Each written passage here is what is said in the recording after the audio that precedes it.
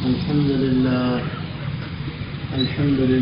نحمده ونستعينه ونستغفره ونعوذ بالله من شرور أنفسنا ومن سيئات أعمالنا من يهده الله فلا مضل له ومن يضلله فلا هادي له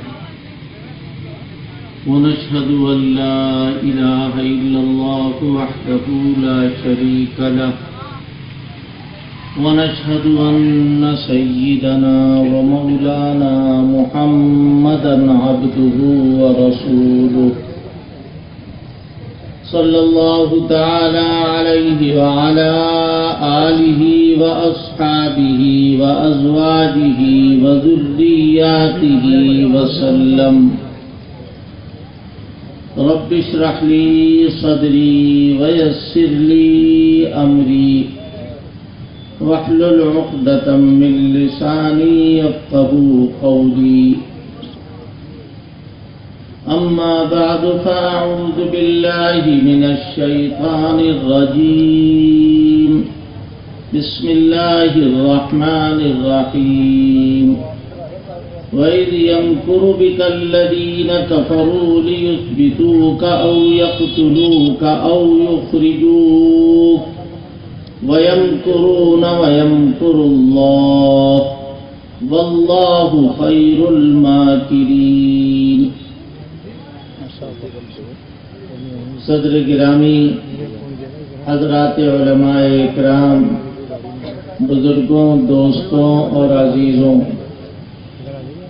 یہ جلسہ جس میں ہم اور آپ جمع ہیں جمعیت علماء کی طرف سے کیا جا رہا ہے. آپ جانتے ہیں کہ ملک میں سب سے پرانی، سب سے قدیم جماعت جمعیت علماء.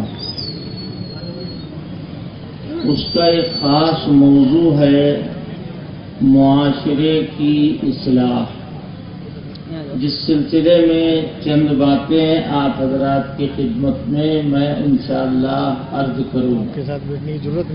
سب سے پہلے یہاں آپ کے سامنے جمعیت کے تعارف کے سلسلے میں کچھ باتیں پیش کرنا.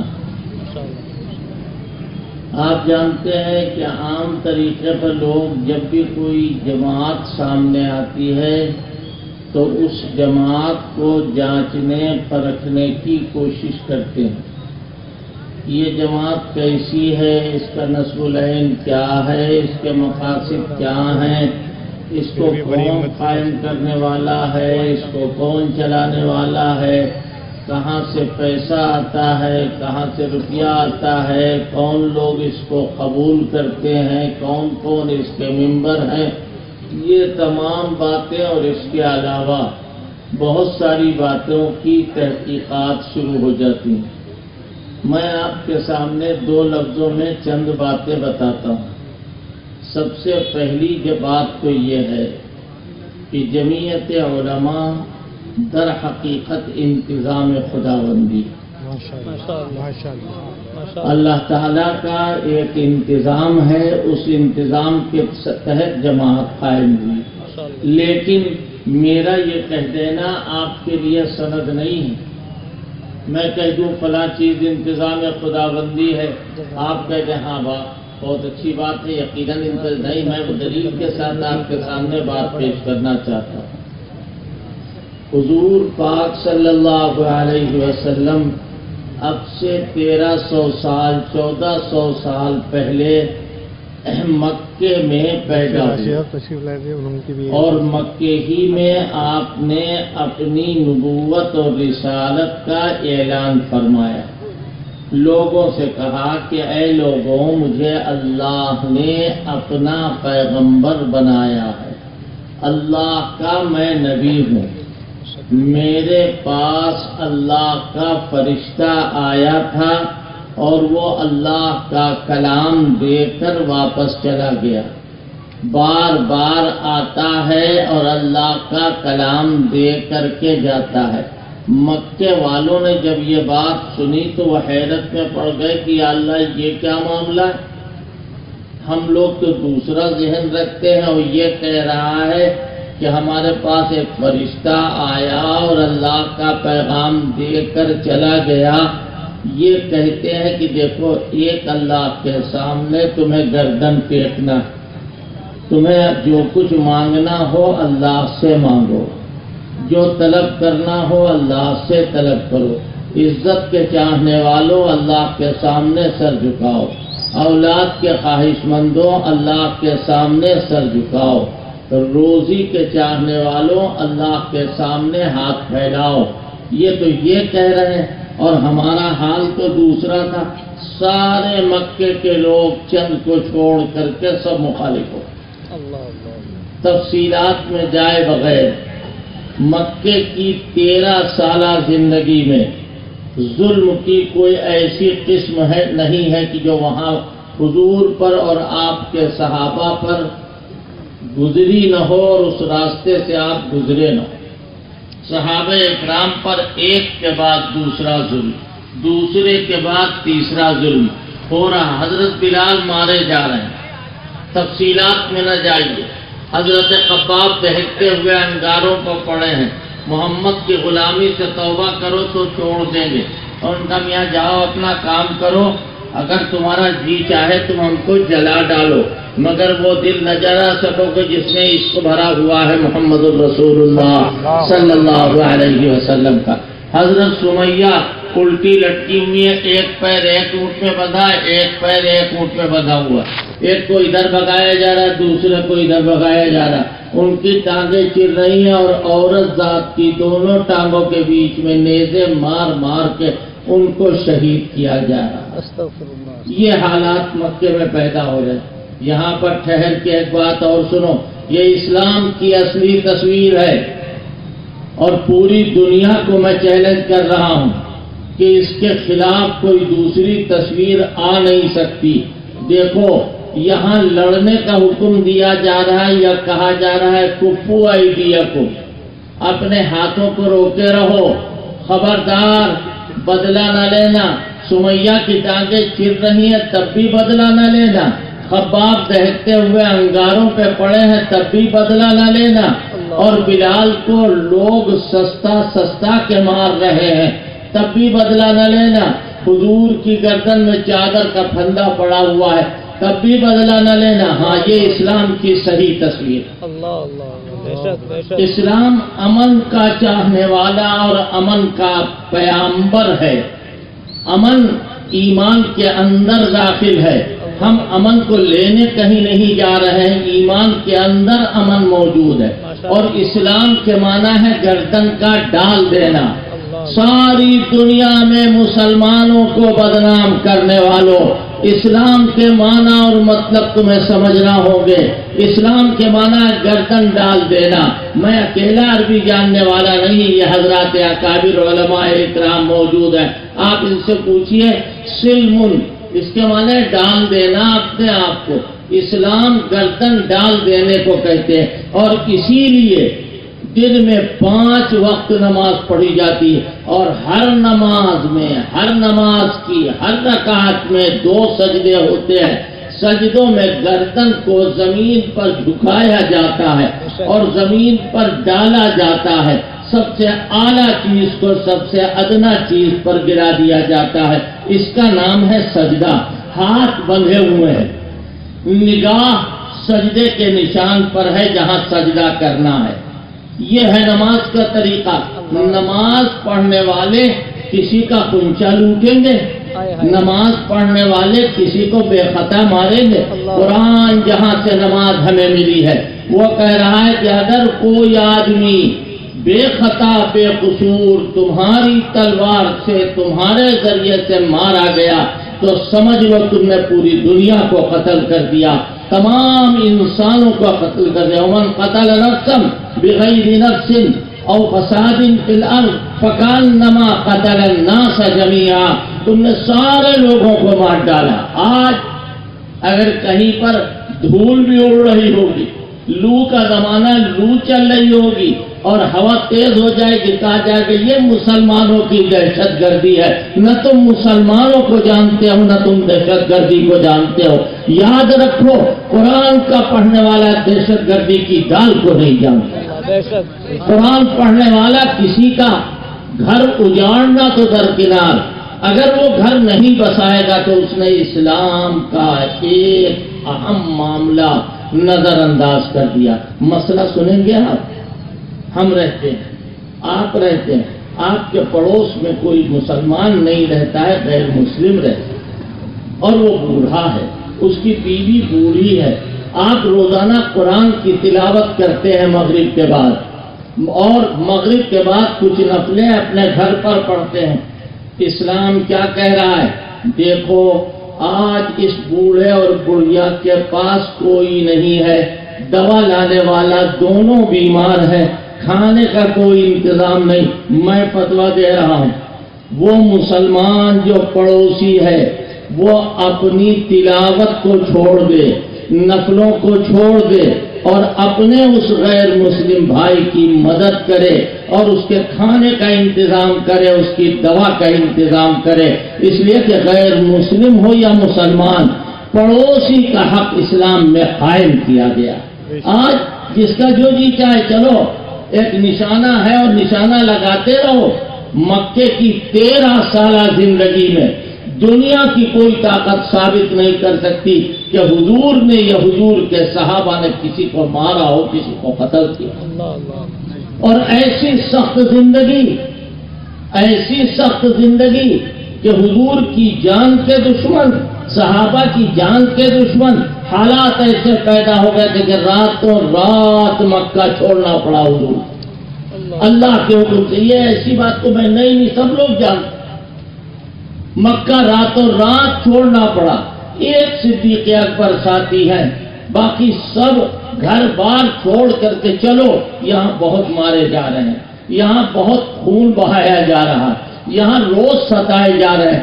اگر نماز پڑھ رہے ہیں حضور تو اونٹ کی ناپاک اوجھڑی لا کر کے کمر کے اوپر رکھ دی، سجدے سے سر نہیں اٹھا پا رہے۔ یہ حالات مکے میں پیدا ہو رہے، اور ایک وقت ایسا آیا کہ جب دارالندوہ میں بیٹھے لوگ کہ رائے کرو کہ محمد کو کس طرح ختم کیا جائے، کیسے راستے سے ہٹایا جائے۔ یہ بھی تاریخ میں مسلمانوں نے بھی اپنی تاریخ میں لکھا، غیر مسلموں نے، عیسائیوں نے اور ہندوؤں نے بھی اپنی تاریخوں میں لکھا کہ دارالندوہ میں بیٹھے میں رائے کر رہے ہیں کیا کریں۔ قرآن نقل کر رہا، میں نے آیت پڑھی، اللہ فرمایا وَإِذْ يَمْكُرُ بِكَ الَّذِينَ كَفَرُوا لِيُثْبِتُوكَ أَوْ يَقْتُلُوكَ أَوْ يُخْرِجُوكَ۔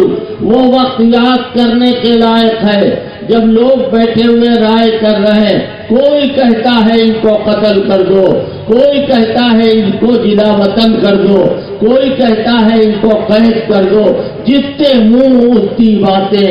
اللہ کیا فرما رہا ہے؟ وَيَمْكُرُونَ وَيَمْكُرُ اللَّهُ۔ یہ سب اپنے اپنے داؤں لگا رہے ہیں اور اللہ اپنی تدبیر فرمائے گا، اور اللہ سب سے بہتر تدبیر کرنے والا۔ آیت کا مفہوم و خلاصہ ہم نے آپ کو پیش کیا۔ اب کیا حکم ہوا؟ مکہ چھوڑو، مدینے آ گئے، لاٹھیاں لے کے آئے تھے، نیزے لے کے آئے تھے، تلواریں لے کے آئے تھے، خون چوسنے کے لیے اور خون بہانے کے لیے آئے تھے؟ نہیں، اندھیری رات میں چھپ کے آئے۔ ایک ساتھی کہاں قیام کیا رات میں؟ ایک غار کے اندر۔ وہ غار آج بھی موجود ہے اور قرآن میں اس غار کا ذکر کیا گیا ہے۔ اذ یقول لصاحبہ اذ ہما فی الغار اذ یقول لصاحبہ لا تحزن ان اللہ معنا۔ کہ وہ غار میں 3 رات رکے ہوئے، مکے والے ڈھونڈ رہے کہاں گئے، مل جائے تو ان کو کچا چبا جائے۔ یہ حالات مدینے میں پہنچے، رہنے کے لیے کوئی ٹھکانہ نہیں، کہاں ٹھہریں گے، کون ہے میزبان؟ سارا مدینہ کھڑا ہوا ہے، ہمارے یہاں چلیے، ہمارے یہاں چلیے۔ حضرت نے فرمایا کہ تمہارا یہ شوق قابل احترام ہے، لیکن دیکھو میرا اونٹ جہاں بیٹھے گا میں اسی گھر میں ٹھہروں گا. حضرت ابو ایوب انصاری کے گھر میں وہ اونٹ وہاں ٹھہرا رکا تو حضور پاک صلی اللہ علیہ وسلم وہاں اترے اور ان کے مہمان بنے. مدینہ آیا، یہاں کیا ہو رہا ہے؟ مدینہ میں بھی مار دھاڑ نہیں ہو رہی ہے. اور سن لو، مکے میں خون بہانا آج بھی حرام، اسی لیے اس کو حرم کہتے ہیں. مدینے میں خون بہانا آج بھی حرام ہے، اسی لیے اس کو حرم مدینہ کہتے ہیں. حرم مکہ، حرم مدینہ. اور کیا کہا گیا قرآن میں؟ لا اقسم بہذا البلد وانت حل بہذا البلد. اے پیغمبر، میں اس شہر کی قسم کھاتا ہوں، مکے کی قسم کھاتا ہوں. وانت حل بہذا البلد. اور اے پیغمبر، مکھی مارنا یہاں حرام لوگ سمجھتے ہیں، لیکن آپ کو مارنا حلال سمجھتے ہیں. آپ کو مارنا حلال سمجھتے ہیں. وانت حل بہذا البلد. قرآن کہہ رہا لہذا مدینہ منورہ میں رہے. آپ کا مقصد کیا ہے؟ آپ کا مقصد جان لینا نہیں ہے، آپ کا مقصد خون بہانا نہیں ہے. یاد رکھو، حضرت رسول اللہ صلی اللہ علیہ وسلم زندگی میٹنے کے لیے نہیں آئے ہیں. اسلام زندگی میٹنے کا نام نہیں ہے، زندگی بنانے کا نام. اسلام زندگی بنانے کا نام ہے. تم ایک زندگی کی بات کرتے ہو، اسلام کہتا ہے ہم قبر کی زندگی بھی بنائیں گے، ہم حشر کی زندگی بھی بنائیں گے. دیکھو کسی کے ساتھ ادنا درجے کا ظلم کرنا اسلام کے خلاف. قرآن کہہ رہا ہے قیامت میں وَلَا يُظْلَمُونَ فَتِيلًا، کہ اور قیامت میں ان پر ظلم نہیں ہوگا. فتیل معلوم ہے کیسے کہتے ہیں؟ کھجور کو جب آپ چیریے تو گٹھلی کے اوپر کوئی ہلکا سا آپ کو ریشہ نظر آتا ہے، اس کو فتیل کہا جاتا ہے. اتنا بھی ظلم نہیں ہوگا. ہمارا مالک فرما رہا ہے کہ وَمَا اللَّهُ يُرِيدُ ظُلْمًا لِلْعِبَادِ. اللہ کے ہاتھ میں تو سب کچھ ہے، سب کچھ ہے، مگر ہمارا ظلم نہیں ہوگا. ظلم کرنے والا مسلمان نہیں ہو سکتا. میں صفائی نہیں دے رہا ہوں، بات آ گئی ہے لہذا کہتا ہوا ساتھ میں چل رہا ہوں. حضور پاک صلی اللہ علیہ وسلم مدینے میں رہے. ایک وقت آیا کہ آپ اللہ کو پیارے ہو گئے. ایک وقت آیا کہ اللہ کو پیارے ہو گئے. یہ بات بھی یاد رکھنا کہ حضور پاک صلی اللہ علیہ وسلم اللہ کے آخری پیغمبر. اب آپ کے بعد کوئی پیغمبر یا خصوصیات پیغمبر لے کر نہیں آئے. کوئی نہیں آئے گا جس پر اللہ کی وحی اترے. جتنے پیغمبر اللہ کو بھیجنا تھے بھیج دی، جتنے نبی جتنے رسول آنا تھے سب آ چکے. تفصیلات میں جانے کا موقع نہیں ہے. آپ آخری پیغمبر ہیں. اور حضور کا نعرہ کیا ہے؟ اے لوگوں، یہ پیغام جو میں تمہیں دے رہا ہوں یہ آج کے لیے نہیں، مکے والوں کے لیے نہیں، مدینے والوں کے لیے نہیں، عرب کے لیے نہیں، عجم کے لیے نہیں، انگلستان کے لیے نہیں، کسی ملک کے لیے نہیں، بلکہ پوری دنیا میں جہاں جہاں سورج نکلتا ہے اور ڈوبتا ہے ہر جگہ کے لیے یہ پیغام ہے اور ہر ایک اس کو مانے. اور قیامت تک یہی دستور یہی پیغام رہے گا. کوئی نیا پیغام نہ آیا ہے اور نہ آئے گا قیامت. جب آپ یہ کہہ رہے ہیں تو حضور کی عمر تو 63 سال، 63 یعنی 63 ایئرس. 60 اور 3 63 سال اللہ کو پیارے ہو گئے. آپ کی وفات ہو گئی. وفات تو ہو گئی 63 سال میں، اور آپ ٹھیکہ لیے ہوئے ہیں قیامت تک کا. آپ کے بول، قرآن کی آوازیں عربوں نے سنی، باہر کچھ لوگوں نے آپ کی مبارک حیات میں سنی، باہر تک کوئی آواز نہیں گئی. مگر کیا ہے؟ اللہ کا انتظام ہو رہا ہے. حضرت فرما رہے ہیں اے لوگوں، میرے بعد کوئی نبی نہیں ہوگا۔ پھر نبوت کا کام کیسے چلے گا؟ فرمایا میری امت کے علماء نبیوں والا کام کریں گے، نبی جس کام کو کرتے چلے آئے علماء وہی کام کریں گے، لہذا امت کے علماء پیغمبر کی گدی پر بیٹھیں گے، وہ پیغمبر نہیں ہوں گے۔ پیغمبر کے دو کام ہوتے ہیں، حضرات علماء اکرام سمجھے اس بات کو، پیغمبر کے دو کام ہیں، اخذ احکام، احکام کا اللہ سے لے لینا، چاہے فرشتے کے ذریعے، چاہے خواب میں، چاہے علانیہ، آمنے سامنے اللہ سے پیغام کا لے لینا۔ اس سلسلے میں نبی کا نہ کوئی نائب ہوا ہے، نہ ہو سکتا ہے، نہ قیامت تک ہوا۔ اور دوسرا کام یہ ہے تنفیذ احکام، احکام کا پھیلا دینا۔ یہ کام سب کے لیے ہے، یہ کام سب کے لیے ہے کہ سچ کو پھیلاؤ، غیبت نہیں ہوگی، پیٹھ پیچھے کسی کی برائی نہیں ہوگی، کسی پر تہمت نہیں لگائی جائے گی، کسی کو گالی نہیں دی جائے گی، یہ پیغام سب لوگ عام کرو۔ چنانچہ ایسے ہی ہوا، قرآن اتر آیا، اب قرآن کو یاد کرو، قرآن کے میٹھے بول لوگوں کے گھر تک پہنچاؤ، یہ تمہاری ذمہ داری۔ دوسرے کام میں نبی کے نائب ہوں گے، چنانچہ صحابہ کا دور آیا، اور اس دور میں صحابہ اکرام جو نبی کے بنیادی سب سے پہلے شاگرد ہیں، انہوں نے دین کی حفاظت کی اور اشاعت کی۔ پھر تابعین کا زمانہ آیا، پھر تابعین کا زمانہ آیا، پھر ائمہ مجتہدین کا زمانہ آیا، ہوتے کرتے یہ سلسلہ علماء کی نیابت کا حضرت امام شاہ ولی اللہ محدث دہلوی رحمۃ اللہ علیہ تک پہنچا۔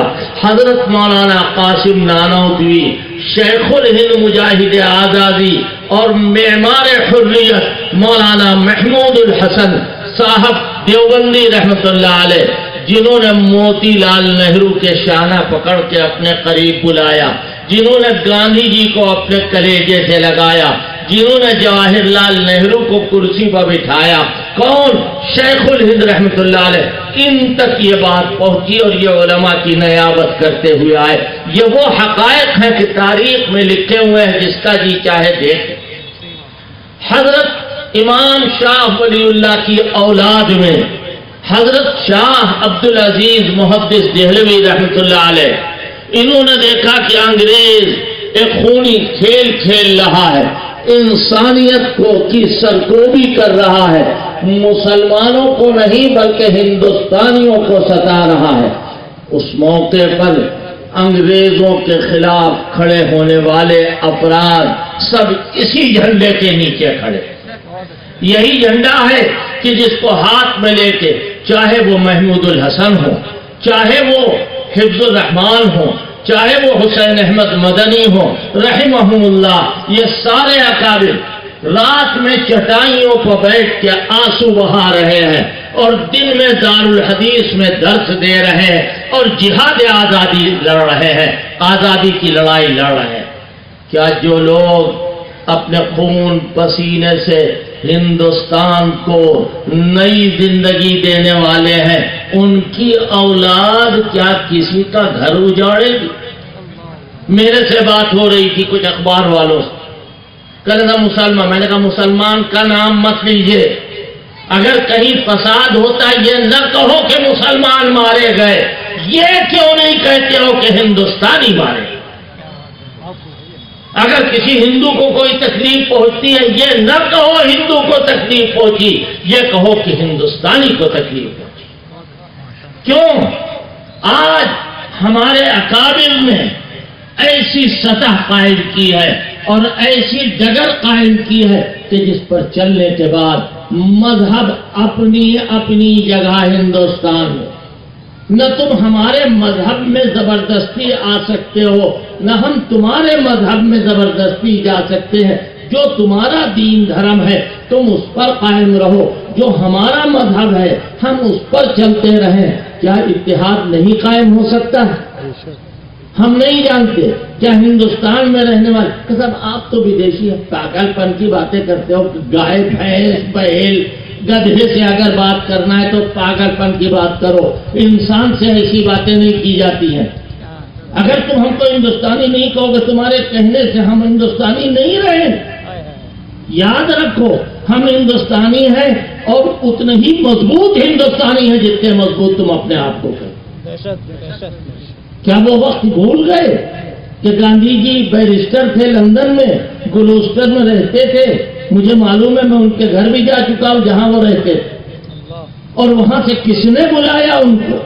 شیخ الہند نے نہیں بلایا، مفتی کفایت اللہ کھڑے ہوئے، انہوں نے کہا نبی کی نیابت کے لیے علماء کی ذمہ داری ہے، نبی دے گئے ہیں، قرآن کہہ رہا ہے وَيَمْكُرُونَ وَيَمْكُرُ اللَّهُ، یہ اپنی تدبیروں میں لگے ہوئے ہیں، اللہ اپنی تدبیر فرمائے۔ کیا ہے تدبیر الہی؟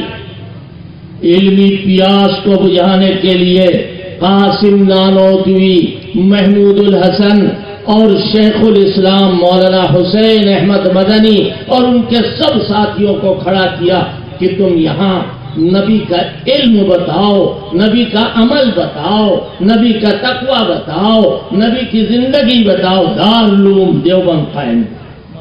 یہ کیا ہے؟ تدبیر الہی۔ پھر نبی نے کس طریقے سے سروں کو بچایا ہے، نبی نے کس طریقے پر اپنی تعلیم کے لیے علماء کو منتخب کیا ہے، اس کام کے لیے کون؟ شیخ الہند تو جیل میں ہے، شیخ الہند جیل میں ہے، مفتی کفایت اللہ نے بایمائے شیخ الہند قائم کی جماعت، اس جماعت کا نام جمعیت علماء رکھا تھا۔ یہ بالکل غیر سیاسی جماعت، جب تک انگریزوں سے لڑائی ہو رہی تھی اس وقت تک یہ سیاسی تھی، جب ملک آزاد ہو گیا تو اس کی سیاست بالکل ختم ہو گئی، مذہبی رنگ اس نے اختیار کیا۔ آج اسی جمعیت علماء کے ماتحت ہم یہاں جمع ہیں۔ آپ جانتے ہیں معاشرے کی اصلاح ساری جماعتیں کھڑی ہیں۔ آج مسلم پرسنل لا بورڈ کا سرکولر آ رہا ہے، کل مجلس مشاورت کا آ رہا ہے، پرسوں اس کا آ رہا ہے، سب صحیح اپنی جگہ کے اوپر، لیکن میں کہتا ہوں کہ اصلاح معاشرے کا تصور جمعیت علماء کا تصور۔ اور میں نے مولانا علی میاں صاحب سے یہ بات کہی کہ ان جماعتوں کا جب کہیں وجود نہیں، اس وقت جمعیت علماء معاشرے کی اصلاح کے لیے کھڑی ہوئی۔ معاشرے کی اصلاح کا کیا مطلب ہے؟ معاشرے کی اصلاح کا کیا مطلب ہے کہ معاشرے کی اصلاح کیسے ہوگی؟ یاد رکھیے، معاشرے کی اصلاح پورے ملک کے لیے فائدہ مند، صرف مسلمانوں کے لیے نہیں، صرف ہندوؤں کے لیے نہیں، بلکہ پورے ملک کے لیے فائدہ مند۔ معاشرہ بگڑے گا، ملک بگڑے گا۔ بتائیے موبائل کے جو فساد اور جو مضرت جو اس کے اندر بھرا ہوا ہے، بچے جو دیکھ رہے ہیں، کیا مسلمان بچوں کے لیے کم نقصان دہ، ہندو بچوں کے لیے زیادہ نقصان دہ؟ سچ بتائیے، ہندوؤں کے لیے بھی برابر، مسلمانوں کے لیے بھی برابر؟ یہ زندگیاں برباد ہو رہی، کان کی سماعت گر رہی ہے، آنکھوں کی بینائی کا جنازہ نکل رہا ہے، اول فول الٹی پلٹی باتیں منہ سے کچھ کہہ رہے ہیں، نکل کچھ رہا ہے۔ یہ اسی موبائل شریف کا صدقہ ہے، یہ وہی موبائل دے رہا ہے۔ آج معاشرے کی اصلاح اگر کرنا ہے تو موبائل سے بچو، موبائل سے بچو۔ جس کو اپنا معاشرہ صحیح کرنا ہو وہ موبائل کے جو اندراجات ہیں، جو اس کے اندر بھرا ہوا ہے، اپنے بچوں کو دکھانے سے اب بچاویں، پورا ملک فائدے میں۔ جتنے آدمی مان جائے، جتنے آدمی راستے پر آ جائے، سب کہتے ہیں موبائل بہت نقصان دہ ہے، لیکن موبائل کے پیچھے تک ایک ساتھ کھڑے ہوئے، میں عشاء کی نماز پڑھنے جا رہا ہوں، مسلمان بچہ، چاروں کا زمانہ، نماز پڑھنے کے لیے گئے۔ عشاء کی نماز ذرا لمبی ہوتی ہے، 4 رکعت فرض، 2 رکعت اس کے بعد سنت، پھر 3 رکعت وتر پلس نفلیں وغیرہ جو کچھ بھی پڑھنے کا اللہ موقع عطا فرماتے، 10 15 20 منٹ لگ جاتے۔ جب وہاں سے واپس آئے وہ صاحبزادے سوٹر پہنے ہوئے، تنگ پین پہنے ہوئے، کھڑے ہوئے کھمبے سے چپکے ہوئے اور باتیں کر رہے ہیں۔ ہم نے کہا بھیا کس سے تم باتیں کر رہے تھے؟ کچھ نہیں ہو تو ہم نے کہا نہیں بتاؤ تو اپنی اماں سے باتیں کر رہے تھے، اپنی بہن سے باتیں کر رہے تھے، اپنی خالہ سے باتیں کر رہے تھے، اپنے جتنے محرم ہیں سب کا نام لیا میں نے۔ اب وہ شرمندہ، اللہ کے بندے کیوں باہر کھڑے ہو، گھر میں جا کے کیوں نہیں بات کر لیتے ہو؟ گھر پر نہیں بات کریں گے اس لیے کہ سیکریٹ میٹر ہے یہ جو بات ہے یہ کوئی جاننے نہ پائے، کوئی سمجھنے نہ پائے، یا اللہ۔ اور میں نے تو یہاں تک سنا ہے کہ ادھر سے فون آتا ہے کہ میرے موبائل میں اتنے پیسے ڈلوا دو، اور صاحبزادے جو ہیں وہ جا رہے ہیں ایک اجنبی نمبر لے کر کے کہ موبائل میں پیسے ڈلوا دے۔ اللہ کے بندو یہی معاشرے کی بربادی، اسی کو معاشرے کی خرابی سے تعبیر کیا جاتا کہ معاشرہ برباد۔ کیا موبائل دیکھنے والوں تمہارے ذہن کے اندر بہن کی وہی عزت ہے جو ہونا چاہیے؟ سوچو ذرا، میں کوئی جواب نہیں چاہتا۔ اگر تمہاری بہن ہے تو وہ سب کی بہن ہے، تمہاری ماں ہے تو وہ سب کی ماں ہے۔ اگر ماحول خراب ہوگا تو پورا ماحول خراب ہوگا، اچھا ہوگا تو پورا ماحول اچھا ہوگا۔ غور کرو، 1 2 باتیں ہو تو کہیں جائے۔ پہلے زمانے میں اب سے تقریباً 50-55 سال پہلے، میرے بچپنے میں 50-55 سال پہلے کی بات میں آپ سے بتا رہا ہوں، بہت بڑا کھیل معلوم ہے کیا تھا؟ پتنگ اڑانا، بہت بڑا کھیل۔ اور اس سے اگر آگے بڑھ کر کے سوچا جائے تو کبڈی کھیل۔ اس کے علاوہ یہ کرکٹ کا جو نشہ آج ہے وہ اس وقت نہیں تھا۔ کھیلا جاتا ہوگا، کھیلتے ہوں گے لوگ، لیکن کرکٹ کا جو نشہ ہے نا، جیسے آدمی کو چائے نہ ملے بے چین ہے۔ آج بازار میں سناٹا کیوں کا فلاں جگہ فلاں ملک سے فلاں ملک کا میچ ہے، نماز میں فلاں نہیں ہے، کہا جی آج میچ تھا، سبحان اللہ سبحان اللہ، نماز بھی معاف ہے میچ میں۔ تو میں یہ بات اس لیے آپ کو بتا رہا ہوں کہ اس وقت کا ماحول یہ تھا۔ اور میں تو پتنگ اس وقت بھی نہیں اڑا پاتا تھا اور اس کے بعد بھی اڑانا نہیں آئی۔ میرے ایک بھائی تھے، ان کا انتقال ہو گیا، چچا کے لڑکے تھے، وہ پتنگ کو اڑاتے تھے، لیکن ان کا نوکر میں رہتا تھا کہ جاؤ جا کے پتنگ لے آؤ۔ اب میں بازار گیا، 4 آنے کی، 1 آنے کی، 2 آنے کی، جتنے کی بھی ملتی ہے پتنگ لے کے آ رہا، اور دیکھا کہ ہمارے والد کے کوئی ملنے والے سامنے سے آ رہے ہیں، تو جو بھی گھر ملا اس کے اندر سے جلدی سے گھس گئے کہ کہیں پتنگ ہاتھ میں پکڑی نہ جائے، جیسے معلوم ہوتا ہے چور میں سامان کے پکڑ لیا جائے۔ یہ ڈر تھا، یہ خوف تھا۔ اور آج مسالے کی دکان پر کھڑے ہوئے، تنگ تنگ بندوق کا غلاف کا جیسا پیجامہ پینٹ پہنے ہوئے، اور نہ صورت کسی رخ پہ جا رہی ہے نہ سیرت کسی رخ پہ جا رہی ہے، اور مسالہ لیا وہیں دانت سے نوچا اور اس کے بعد میں وہ پڑیا اندر۔ سب جانتے ہیں کہ مسالہ کتنا نقصان دہ ہے۔ اللہ کے بندو، اس مسالے کو چھڑوانا اصلاح معاشرہ ہے، معاشرے کی اصلاح کرنا۔ آج کیا ہو رہا ہے؟ کوئی ادب نہیں، کوئی لحاظ نہیں، کوئی شرم نہیں، کوئی حیا نہیں۔ پہلے زمانے میں عام طور پر ایک دوسرے کو سلام کیا جاتا ہے، ایک دوسرے کو سلام کیا جاتا ہے، مسلمان ہو یا ہندو، سکھ ہو یا عیسائی، جو بھی تمہارے پاس آویں، جن سے جون سا سلام چاہیے وہ سلام کرو۔ کسی کو آداب کرو، کسی کو آداب کہو، کسی کو کہو اللہ آپ کو اچھا رکھے، کسی کو اللہ آپ کو خوش رکھے، کسی سے کہو السلام علیکم، جیسا آدمی ہو ویسا سلام۔ مگر آج سلام ہماری ان کی الیک سلیک نہیں ہے، سبحان اللہ۔ الیک سلیک کب ہوتی ہے؟ نہ ہم ان کو جانتے ہیں نہ وہ آپ کو جانتے ہیں۔ اچھا، سلام وہ کرے جو کسی کا داماد ہو، سلام وہ کرے جو کسی کا سسر ہو، سلام وہ کرے جو کسی کا سالہ ہو، سلام وہ کرے جو کسی کا بہنوئی ہو، بلا جائے آدمی تو ہے، انسان تو ہے، مسلمان تو ہے، ہندو تو ہے، لہذا سلام کا رواج ہونا چاہیے. یہی اصلاح معاشرہ، اسی کو معاشرے کی اصلاح کہتے ہیں.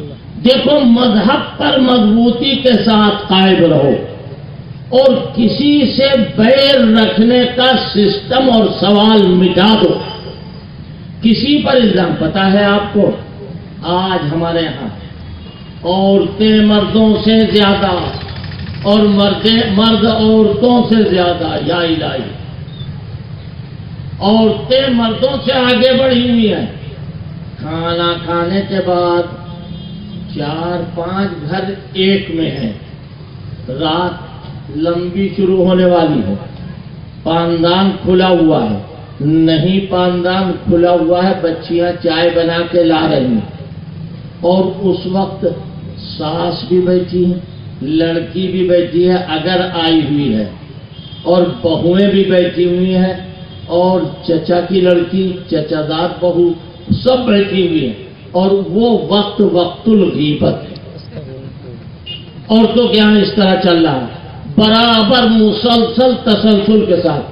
سچ بتاؤ، نجاست اگر لگ جائے، اللہ نہ کرے اللہ نہ کرے، کسی انسان گھوڑا جا رہا ہے اور آدمی نے دیکھا کہ گھوڑے کی لیڈ پڑی ہوئی، پیر پھسلا گر گیا، وہ نجاست لگ گئی.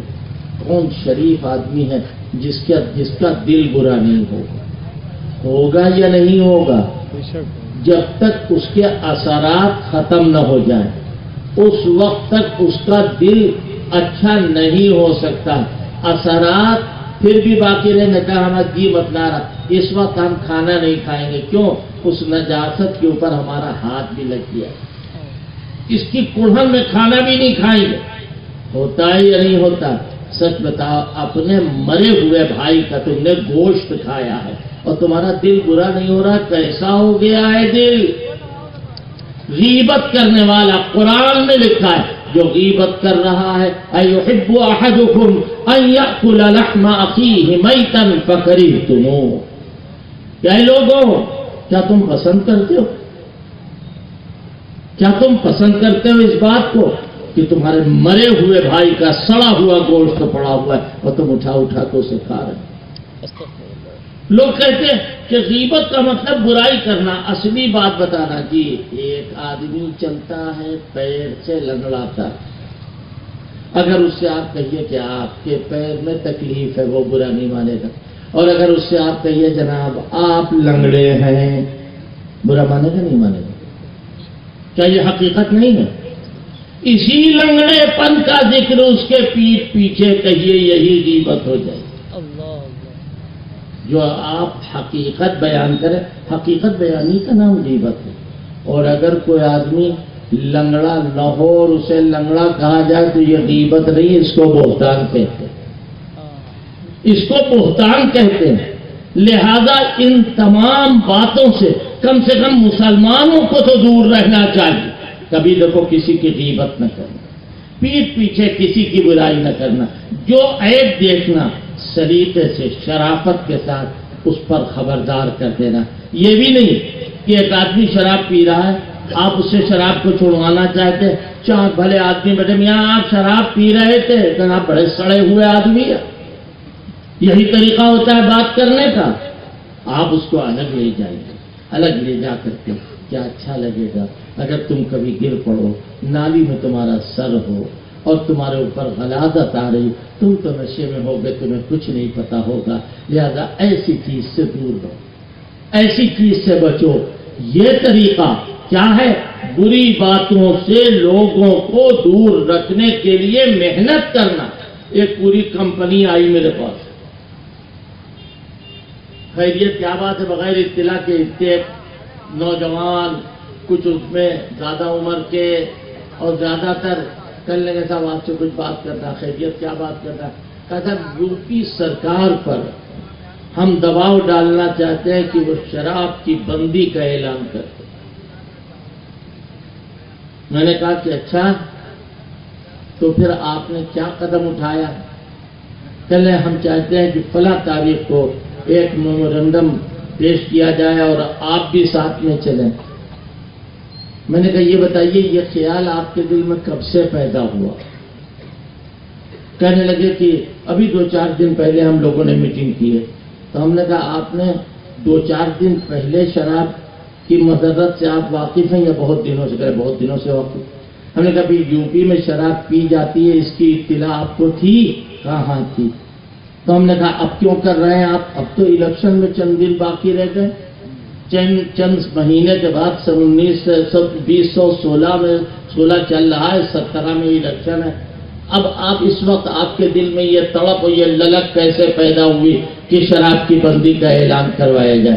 جو نئی حکومت چاہے ہی نہیں کہ آوے یا ان کے غیر کی آوے، ان کے سامنے شروع میں آپ یہ بات رکھیے، یا الیکشن کے زمانے میں آپ کھڑے ہو جائے کہ آپ کو ہم یوز کرنا چاہتے ہیں۔ ہم نے کہا ہم کسی سیاسی معاملے میں یوز نہیں ہو پائیں گے، اس لیے کہ ہمارا تعلق جمعیت علماء سے ہے اور ہم جس مقام پر ہیں اسی مقام پر ہمیں اچھا لگتا ہے، دوسرے مقام پر نہیں۔ لہذا ہم تو شراب، اور یاد رکھو چاہے جو حکومت شراب کی بندی کا اعلان کر دے، آسان نہیں ہے شراب چھوڑوانا۔ شراب تو بہت آگے کی چیز ہے، مسالہ چھوڑوانا آسان نہیں۔ کیوں؟ اس لیے نہیں ہے کہ ہمارے پاس جو ذرائع ہیں ان ذرائع سے بات تو ہم پہنچا سکتے ہیں، لیکن عملی کردار ہمارے پاس نہیں۔ صحابہ اکرام شراب پیا کرتے تھے جب تک شراب کی حرمت نہیں ہوئی تھی۔ شراب پینے کا عام رواج تھا، آج ویسی شراب نہ پی کوئی نہیں پی پائے گا جتنی شراب ہے اس وقت پی جاتی، لیکن اسٹیپ بائی اسٹیپ شراب کی بندی کا اعلان ہوا۔ یسألونک عن الخمر والمیسر، اے پیغمبر آپ سے شراب اور جوئے کے بارے میں لوگ پوچھتے ہیں، آپ ان سے کہیے فیہما اسم کبیر ومنافع للناس، اس میں گناہ ہے، ہاں لوگوں کے لیے کچھ فائدے بھی ہیں۔ پھر لا تقربوا الصلاۃ وانتم سکارا، نماز نہ پڑھنا، نشے کی حالت میں نماز نہیں ہوگی۔ ایک صاحب نے اور غضب کر دیا، کہنے لگے دیکھو اللہ کہہ رہا ہے نماز نہ پڑھنا جب تم نشے میں ہو، یعنی اگر نبی کی محبت کا نشہ ہو تو نماز نہ پڑھنا۔ سبحان اللہ سبحان اللہ، مارا گھٹنا پھوٹا خیر آباد۔ قرآن کے معنی بدل دیے، کوڑھی ہو جاتا ہے آدمی قرآن کے معنی جو بدلتا ہے۔ جو قرآن کے معنی کو بدلے گا وہ کوڑھی ہو کے مرے گا۔ یاد رکھو قرآن کہہ رہا ہے کہ شراب کا نشہ اگر ہے تو اس کی نماز نہیں ہوگی۔ حضرت فاروق اعظم بے چین، اللہم بین لنا فی الخمر بیانا شافیا، اے اللہ شراب کے بارے میں کلیئر بات فرما۔ قرآن کی آیت نازل ہوئی، انما الخمر والمیسر والانصاب والازلام رجس من عمل الشیطان، اے لوگوں شراب نجس ہے، اس سے بچو۔ کلیئر بات قرآن میں نازل ہوئی۔ پتا ہے آپ کو کیا ہوا؟ پرانے شراب کے مٹکے رکھے ہوئے تھے وہ سب توڑ دیے اور مدینے کی گلیوں میں شراب بہ گئی اسی وقت سے۔ لیکن یہ پاور اور یہ اسپیڈ خیر خواہی کی نہ تمہارے اندر ہے نہ تمہاری حکومت کے اندر ہے، کہیں پر بھی نہیں ہے۔ آج چاہے جتنا ٹیلی ویژن پہ اعلان کرتے رہو پوری دنیا میں کہ دیکھو جوا نہ کھیلو، دیکھو شراب نہ پیو، دیکھو زنا نہ کرو، دیکھو کسی کے بہو بیٹی کو نہ تاکو، یہ سب کہتے رہو، لیکن سب کام ہوتا رہے گا، کوئی فرق نہیں آئے گا۔ تمہارے یہاں یعنی ہمارے یہاں اس ملک میں، ہندوستان میں، یا ہندوستان کے علاوہ دنیا میں کوئی ایسی طاقت نہیں جو جرائم کو اس طرح دور کر دے۔ اگر طاقت تھی تو نبی صلی اللہ علیہ وسلم کی وہ اولین جماعت جنہیں صحابہ اکرام کہتے ہیں، ان کے اندر مضمون کو قبول کر لینا، ایکسپٹ کر لینا، مان لینا، یہ ان کے اندر تھا۔ انہوں نے جیسا کہا ویسا کر لیا۔ لڑائی لڑتے تھے، جھگڑا کرتے تھے، کیسی لڑائی؟ خون کی لگن کے اندر ہاتھ ڈالے ہوئے ہیں اور کہنے لڑتے رہنا، لڑتے رہنا، لڑتے لڑتے مرنا۔ جب مرنے لگنا اپنی اولاد کو لڑائی کی وصیت کر کے مرنا. واہ بھائی ایسی لڑائی، خود تو مر رہے ہیں، مرتے وقت کی وصیت کرے گا تم بھی لڑتے رہنا. وہ کیا کہہ رہے ہیں کہ وَإِنَّا لَقَوْمٌ مَّا نَرَى الْقَتْلَ سُبَّةً وَإِنَّا لَقَوْمٌ مَّا نَرَى الْقَتْلَ سُبَّةً إِذَا مَا رَأَتْهُ عَامِرٌ وَسَلُولٌ. ہم ان لوگوں میں سے نہیں ہیں کہ ہم قتل کو گالی سمجھیں. قتل کرنا تو ہمارے بائیں ہاتھ کا کھیل ہے. لڑائی لڑنا، جھگڑا کرنا، یہ تو ہماری فطرت ہے.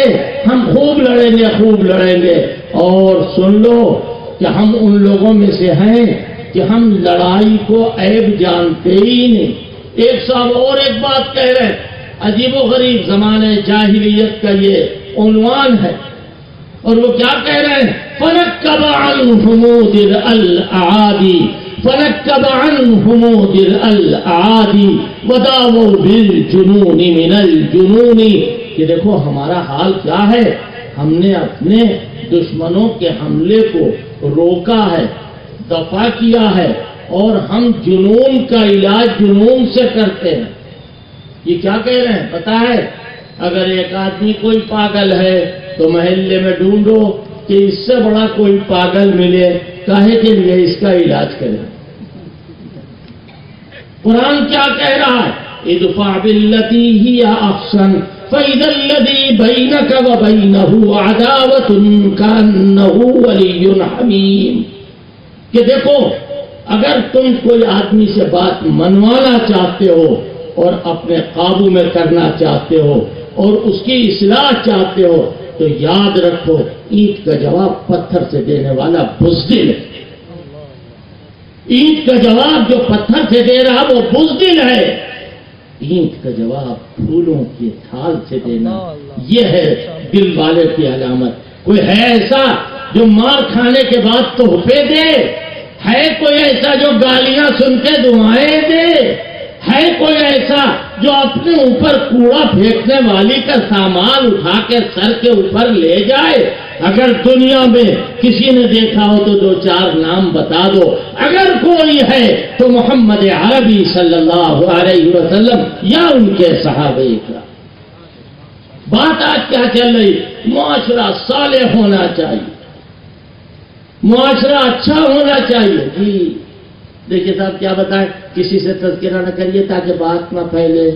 اب کہو تو کیا کہنا چاہتے ہو؟ کہا ہماری لڑکی ہے اور اس کی شادی کا پیغام آیا ہے، لیکن لڑکے والے 5 لاکھ کیش مانگ رہے. تو ہم نے کہا پھر آپ نے اپنی لڑکی کو قتل کیوں نہیں کر دیا؟ کہ صاحب عجیب بات کر رہے ہیں آپ، لڑکی کو کہیں تو قتل کرتا ہے.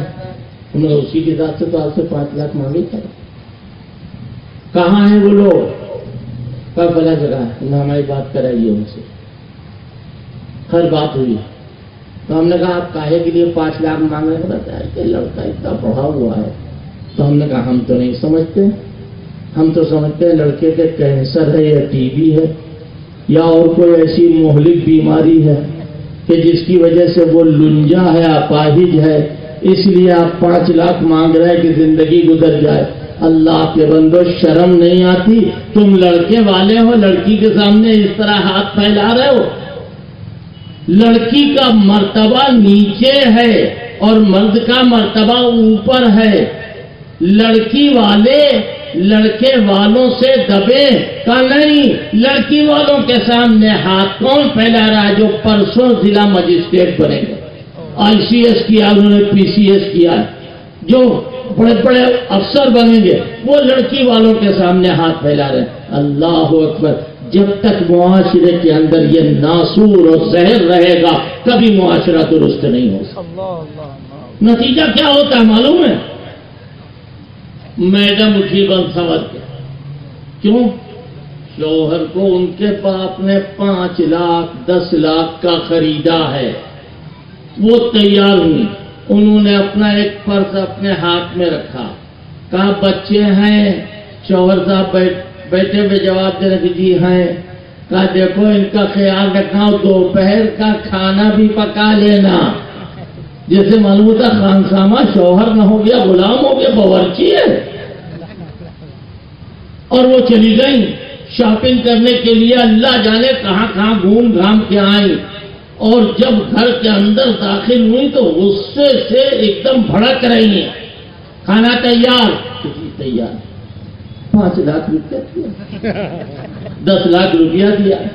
لڑکوں کو تو کچھ نہیں ہوا، نہیں کچھ نہیں ہوا. لڑائی ہوئی تھی؟ ہاں ہوئی تھی. پھر کیا ہوا؟ کہا میں دونوں کو ہم نے سمجھا دیا، ٹافی کھلا دی، وہ ٹھیک ہو گئے. کہا بہت اچھا، کھانا لگاؤ. کھانا لگا رہے ہیں. مرد صاحب جو دیکھنے میں مرد ہے، اندر سے کچھ اور ہے. کھانا لگایا انہوں نے، اور اس کے بعد میں پھر جب کھانا لگ کے تیار ہو گیا تو اتفاق سے نمک ڈالنے میں کچھ زیادتی ہو گئی. بیوی نے جو لقمہ منہ میں دھرا تو کہا اس کو اتنا تیز نمک. تو شوہر صاحب اب کیا کریں؟ اوپر کی سانس اوپر، نیچے کی سانس نیچے. کہنے لگے ہم نے تو تیز نہیں کیا. کہا جھوٹ بولتے، تمہیں نے تیز کیا ہے، تمہیں نے نمک زیادہ ڈالا ہے. شوہر صاحب کہتے اگر ہم نے ڈالا ہو تو اللہ کرے ہم مر جائیں. کہا اور آگے کہو، آگے کہو. اٹھا چمچہ، وہ جو ڈالا جاتا وہ ہاتھ میں ہے. تو کہا اگر آپ نے ڈالا ہو تو بھی ہم ہی مر جائیں. یہ واقعہ نہیں، یہ حقیقت ہے. پتا اس لیے معاشرہ نہیں بنے گا. معاشرہ جب بنے گا تب جب ساری چولیں درست ہوں گی. کیسے درست ہوں؟ آج دیندار مسلمان حج کرنے جا رہے ہیں، دیندار، اللہ اکبر، ایسی دینداری پبلسٹی کرے، لوگوں میں حج کرنے جا رہا ہوں، لوگوں میں حج کرنے جا رہا ہوں. ساری دنیا آج کیا معاملہ ہے بھائی؟ کاہے کے لیے چیخ چلا کر رہے ہو؟ جو حج کرنے جا رہا ہے وہی غریب دعوت بھی کر رہا ہے رات میں کہ سب لوگ جب ہم آئیں تو ہماری دعوت کرنا، اور جب ایئرپورٹ جانے لگے تو جھمو ہار ہمارے اوپر ڈال دینا جس کے کیڑے سارے راستے ہمیں پریشان کرے. اس لیے کہے کہ یہ ہو رہا ہے. اور اس کے ساتھ جب اعتکاف اللہ کی چوکھٹ پر جا کے پڑتا ہے آدمی بھکاری بن کے، اللہ کے سامنے بھیک مانگنے جاتا ہے، لیکن بھول گئے 29 کا چاند ہوا یا 30 کا چاند ہوا، مسجد سے نکلے تو مٹھائیاں بھی آ رہی ہیں، ہار پھول بھی ڈالے جا رہے ہیں. سبحان اللہ. یاد رکھو عبادتوں میں سب سے بڑی عبادت نماز. اعتکاف سے بڑی عبادت ہے نماز. حج سے زیادہ بڑی عبادت ہے نماز. حج عمر بھر میں 1 مرتبہ ہے اور یہ دن بھر میں 5 مرتبہ. نماز کلمے کے بعد سب سے بڑی، بلکہ قرآن مجید نے تو نماز کو ایمان کہا. جو بیت المقدس کی طرف سب لوگ رک کر کے نماز پڑھتے تھے، پھر خانہ کعبہ کی طرف رخ ہو گیا تو کیا کہا؟ کیا خانہ کعبہ کی طرف منہ کر کے نماز پڑھو؟ سب لوگ منہ کر کے نماز پڑھنے لگے. لوگوں نے کہا صحابہ کرام کہ ہمارے آبا و اجداد جو دنیا سے چلے گئے اور ایمان لا چکے تھے تو ان کی نمازوں کا کیا ہوگا؟ قبول ہوں گی نہیں. انہوں نے تو بیت اللہ شریف کی طرف رخ کر کے نماز نہیں پڑھی. تو قرآن میں آیت نازل ہوئی وَمَا كَانَ اللَّهُ لِيُضِيعَ إِيمَانَكُمْ. اللہ تمہارے ایمان کو ضائع نہیں کرے گا. یہاں ایمان سے مراد نماز. نماز اتنی بڑی عبادت، لیکن نماز کے بعد کچھ نہیں ہو رہا، نماز پڑھی نہیں رہے. حضرت مولانا حکیم الامت مولانا اشرف علی تھانوی رحمۃ اللہ علیہ، ان کے پاس ایک صاحب آئے، کہا آپ کا کیا نام ہے؟ کہا حاجی مشرف علی. کہا حضرت آپ کا کیا نام ہے؟ کہا نمازی اشرف علی. حضرت نے جواب دیا، حاجی کہہ رہے. ایک صاحب نے حج کیا اور اپنے گھر والوں کو ٹیلی گرام دے رہے ہیں کہ بورڈ کے اوپر صرف محمد ذاکر لکھا ہے، اب حاجی محمد ذاکر لکھ دو، اس لیے کہ ایک ڈپلوما، ایک ڈگری اور ایک یوں کہنے کہ پورٹ فولیو ہم کو اور مل گیا، ہم حاجی ہو گئے. اللہ کے بندوں، حج اس لیے نہیں. اللہ کا حکم ہے کہ خانہ کعبہ کا طواف کرو. اللہ کا حکم ہے کہ وہاں آ کر موت کو یاد کرو اور مردوں جیسا لباس پہنو. اللہ کا اس کو پورا کرنے کے لیے جا رہے. میرے استاد حضرت اقدس مفتی محمود رحمت اللہ علیہ گنگوہی تھیلا لیے جا رہے تھے. میں اس زمانے میں پڑھتا تھا، غالباً سن 1969 کی بات. راستے میں ملے اور حضرت کا میں بہت چہیتا تھا. تو حضرت نے فرمایا، میں نے عرض کیا کہ حضرت کہاں تشریف دے رہا ہے؟ کہا بس کچھ کام ہے، جا رہا ہوں. پھر میں نے کہا حضرت سہارنپور جا رہے ہیں؟ کہا نہیں، بس مکے تک جا رہا ہوں. ایک تھیلا ہاتھ میں، مکے تک جا رہا ہوں. آج مدتوں سے ایک صاحب آئے کہ درخواست دے دی ہے میں نے کہا اس کا بھی آپ کچھ چاہتے ہیں کہ کچھ آپ کو تمغہ ملے، گولڈ میڈل ملے؟ اللہ کے بندو، حج کرنے جاؤ، زیادہ سے زیادہ اپنے بڑوں سے، علماء سے آ کے مل لو کہ حضرت کچھ نصیحت کرے. بس عوام سے کہنے کی کوئی ضرورت نہیں. یہ باتیں جو میں عرض کر رہا ہوں، یہ وہ باتیں ہیں کہ آج کل ان پر عمل کرنا ضروری. تو بات یہ چل رہی تھی کہ معاشرے کو ہم خراب کر رہے ہیں. معاشرہ درست ہوتا ہے نماز سے، معاشرہ درست ہوتا ہے سچ بولنے سے. آج میں مسلمانوں کی بات کروں، کتنے مسلمان 100% سچے؟ بچوں کو بچپنے میں جھوٹ سکھا رہے. 5 لاکھ روپیہ قرض لیا تھا اور کم سے کم 50 چکر اس کے پاس لگائے تھے، فلاں چیز گروی رکھی تھی. اب جب پیسہ مانگنے والے کا فون آ رہا ہے تو 1 مرتبہ ریسیو کر لیا، 2 مرتبہ ریسیو کر لیا، اب اٹھائیں گے نہیں. کون بول رہا ہے؟ فلاں آدمی بول رہا ہے. بچے سے کہا کہ جا کے کہہ دو کہ وہ ہے ہی نہیں. تو بچے نے کہا وہ نہیں ہے. کہا اور کوئی بات نہیں. کہنے لگے وہ سامنے والا جو فون کر رہا تھا اس نے کہا وہ ہے ہی نہیں، تو موبائل کیسے ان کا بول رہا ہے؟ تو اب بچہ اتنا ٹرینڈ ہو چکا، اس نے کہا وہ کہیں گئے، موبائل بھول گئے. دیکھیے جھوٹ کی داغ پڑ رہی نہیں پڑ رہی. جھوٹ جب تک رہے گا معاشرہ صحیح نہیں ہے. جھوٹ کا خاتمہ کرو، ایک دوسرے کا احترام کرو، ایک دوسرے کی عزت کرو، تب معاشرہ درست ہوتا ہے. یہ چند باتیں میں نے جلدی جلدی کہیں.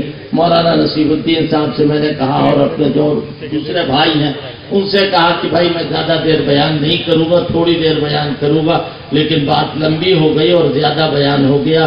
یہ چند باتیں میں نے عرض کی ہیں، لیکن یہ اس کو تقریر کہہ لیجئے یا طلب کہہ لیجئے کہ معاشرہ درست ہو جائے.